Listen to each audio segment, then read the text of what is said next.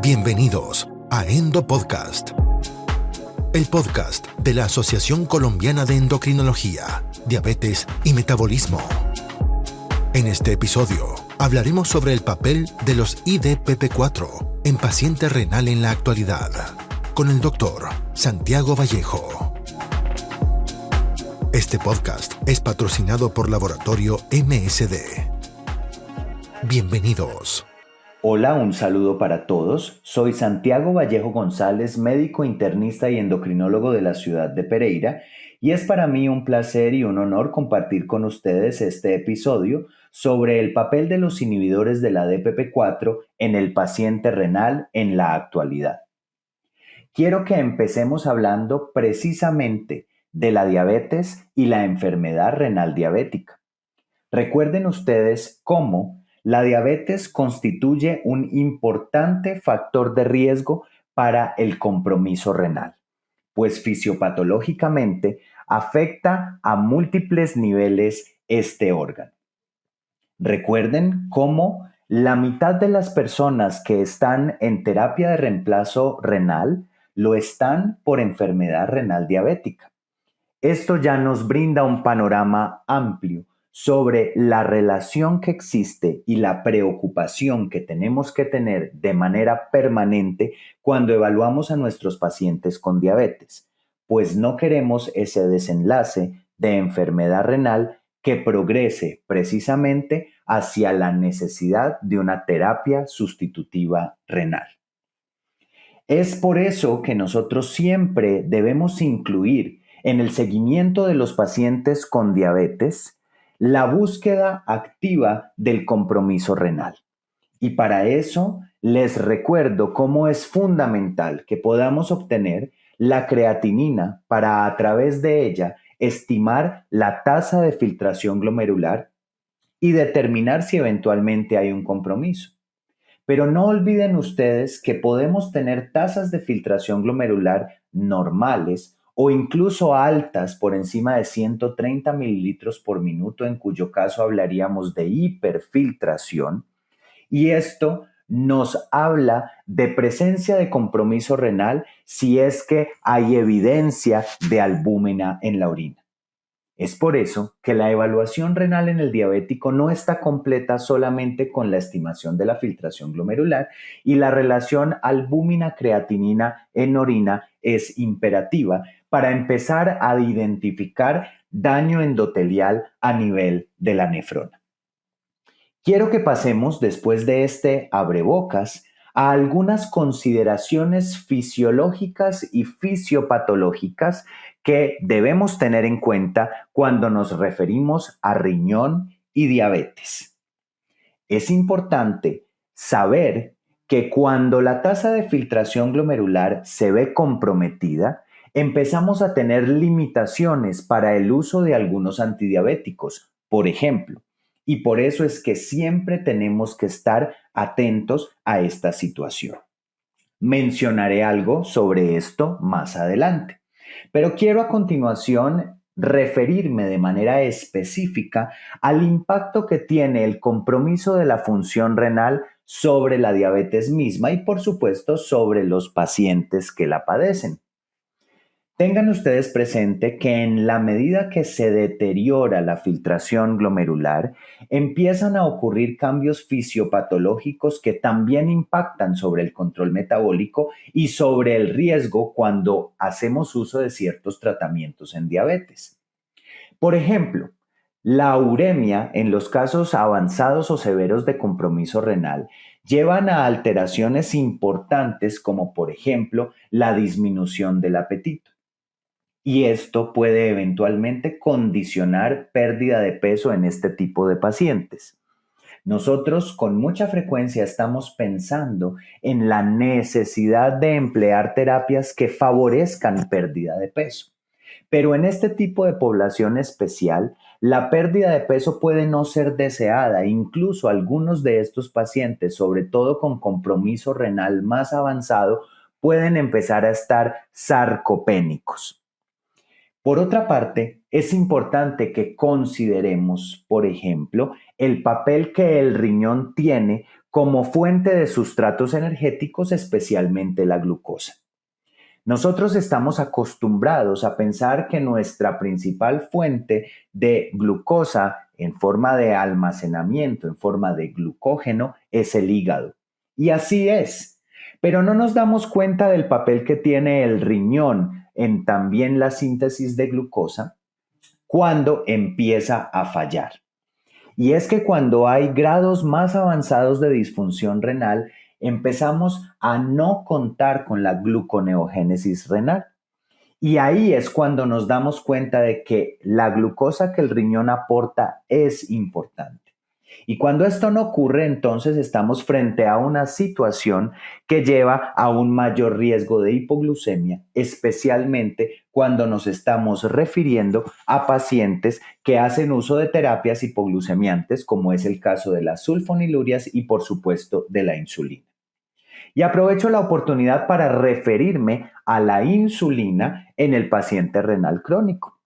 Recordemos que la insulina se elimina por vía renal y es por eso que cuando tenemos un compromiso cada vez mayor de la función del riñón, la vida media de la insulina se prolonga y esto es un factor de riesgo adicional para hipoglucemia. Es por eso que cuando nosotros queremos centrar nuestra atención en el tratamiento farmacológico de la diabetes en el paciente con compromiso renal, ya les decía yo hace un rato que la tasa de filtración glomerular nos puede poner algunas limitaciones. Y cuando nos referimos a varios fármacos, por ejemplo, estamos acostumbrados a hablar de la metformina y su importancia en el tratamiento de la diabetes. Pero recuerden ustedes que por debajo de 50 mililitros por minuto de filtrado glomerular, nos vemos obligados a disminuir la dosis a 1000 miligramos al día e incluso esta se encuentra contraindicada por debajo de 30 mililitros por minuto. Cuando nos referimos a las sulfonilurias, la glibenclamida, por ejemplo, no debería ser empleada por debajo de 50 mililitros por minuto de filtrado. Y aunque la gliclazida y la glimepirida podrían utilizarse en grados más avanzados de compromiso renal, el riesgo de hipoglucemia que suponen estas moléculas hace que no sean muy atractivas en este contexto. Cuando nos referimos a los agonistas de receptor de GLP-1, muchos de ellos pueden ser utilizados a partir de 15 mililitros por minuto de filtrado hacia arriba, otros a partir de 30. Pero tenemos que tener especial atención, sobre todo en estos pacientes en quienes no es deseable la pérdida de peso, por aquellos argumentos que ya les expuse hace algún momento. Cuando hablamos de la terapia insulínica, pues tenemos que tener en cuenta que no hay pacientes con mayor riesgo de hipoglucemia que aquellos que tienen compromiso de la filtración glomerular y especialmente este riesgo se hace mayor cuando está por debajo de 60 mililitros por minuto. Finalmente, y antes de pasar al mensaje que quiero dejarles de manera especial, nos referiremos a los inhibidores de SGLT2. Recuerden ustedes que el potencial de optimización de la glucosa en estos fármacos ocurre alrededor de 45 mililitros por minuto hacia arriba. Es cierto que los estudios, especialmente en falla cardíaca y en prevención de progresión de compromiso renal, han mostrado que en filtrados glomerulares más bajos pueden utilizarse con este objetivo. Pero no podemos confiar que por debajo de 45 o 30 mililitros por minuto obtengamos un efecto sobre la hemoglobina glicosilada. Es por eso que llegamos a un grupo terapéutico que ya conocemos desde hace un tiempo importante y que tenemos la tranquilidad de que es un grupo terapéutico con bastante seguridad y me refiero específicamente a los inhibidores de la dipeptidilpeptidasa tipo 4, inhibidores de la DPP4.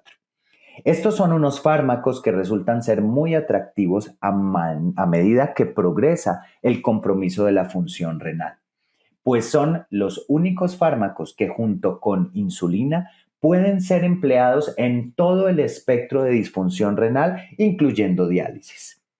La sitagliptina, por ejemplo, puede ser utilizada en pacientes con diálisis. Podemos ajustar la dosis a 25 miligramos al día. Cuando estamos con filtrados entre 30 y 50, podemos utilizar la dosis de 50 miligramos al día. Y finalmente, cuando tenemos filtrados por encima de 50, podemos utilizar la dosis plena de 100 miligramos al día. Esto es importante además tenerlo en cuenta porque los inhibidores de la DPP-4 son neutros en peso corporal y en estos pacientes, sobre todo los pacientes renales que vienen perdiendo peso y los pacientes adultos mayores, especialmente los pacientes con fragilidad, deberíamos considerar a este grupo terapéutico porque nos brinda una ayuda y cuando no es necesario insulinizar, el inhibidor de la DPP-4 resulta ser muy atractivo. Ahora, cuando podemos o tenemos la necesidad de acompañar con terapia insulínica, en muchas ocasiones podemos usar solo insulina basal y el inhibidor de la DPP-4 en aras de evitar llegar a bolos que por supuesto suponen un riesgo mayor de hipoglucemia. Finalmente, y ya lo había mencionado, los inhibidores de la DPP-4 tienen un perfil de seguridad y tolerancia muy bueno. Los pacientes suelen recibirlo muy bien, que esta es otra de las preocupaciones en pacientes con compromiso renal a medida que avanza, pues definitivamente la uremia y otras condiciones inherentes a esta condición pueden hacer que no haya muy buena tolerancia, que haya síntomas gastrointestinales con el uso de otros fármacos antidiabéticos. Finalmente, tenemos la plena tranquilidad de que los inhibidores de la DPP-4 no generan efectos deleterios sobre el riñón y eso está ampliamente probado. Es por eso que quiero cerrar este episodio llamando una vez más la atención sobre la frecuencia que tiene el compromiso renal en los pacientes diabéticos, por lo tanto, haciendo un llamado especial a la evaluación rutinaria y sistemática a través de creatinina y relación albúmina-creatinina en orina para identificar tempranamente la necesidad imperiosa de controlar la glucemia, pues la hemoglobina glicosilada está relacionada con el desarrollo y progresión de la enfermedad renal diabética en la medida en que va estando en niveles más altos. Y finalmente, determinar cuál es el mejor esquema terapéutico para pacientes y recordar cómo los inhibidores de la DPP-4 juegan un papel muy importante en pacientes renales en todo el espectro de disfunción, siendo neutros en peso corporal, teniendo un muy buen perfil de seguridad y llevando a muchos de ellos a meta de hemoglobina glicosilada, disminuyendo así otras complicaciones asociadas al mal control metabólico. Les agradezco mucho por su atención. Espero que no se pierdan toda la serie de podcasts de la Asociación Colombiana de Endocrinología, Diabetes y Metabolismo y espero que nos encontremos en un futuro Endopodcast. Muchas gracias. Esto fue Endopodcast. Los invitamos a conocer más contenidos en la web www.endopodcast.org y suscríbase al newsletter. Síganos en nuestro Instagram, @ACEndocrino. Nos reencontraremos brevemente en una nueva dosis de Endopodcast. Gracias por escucharnos.